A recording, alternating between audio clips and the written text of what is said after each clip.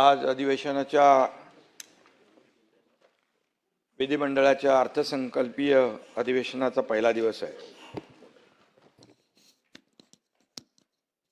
गेले 22-23 वर्ष विधानसभेचा सभागृहाचा सदस्य म्हणून मी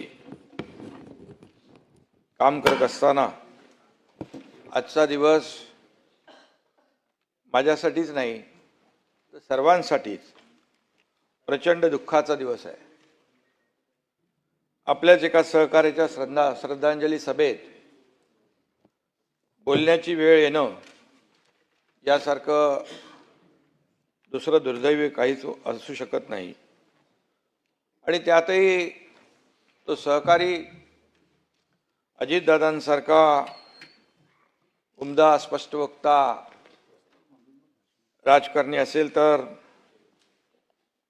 सगळ्यांनाच खचून जायला होतं, ही वस्तुस्थिती आहे। अजितदादा आपल्यातून जाऊन आता जवळजवळ 1 महिना होईल, पण अजितदादांची आठवण आल्याशिवाय एकही दिवस जात नाही, ही वस्तुस्थिती आहे। दादांच्या जाण्याने निर्माण झालेली पोकळी कधीच भरून निघणार नाही।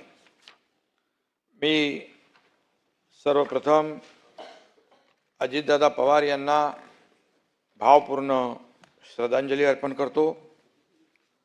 खरं म्हणजे आपल्या सगळ्यांनाच पावलोपावली अजितदादांची उणीव भासते आहे।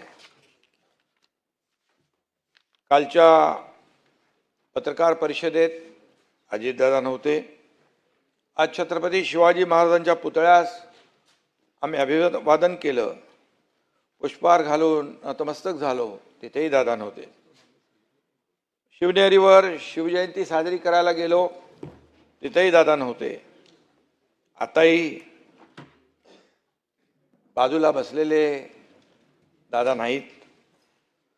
दादा आपल्यासोबत नाहीत हे अजूनही मनाला पटण्यासारखं नाही, ही वस्तुस्थिती आहे। सगळं काही व्यवस्थित सुरू होतं, निवडणुकाही संपत आल्या होत्या।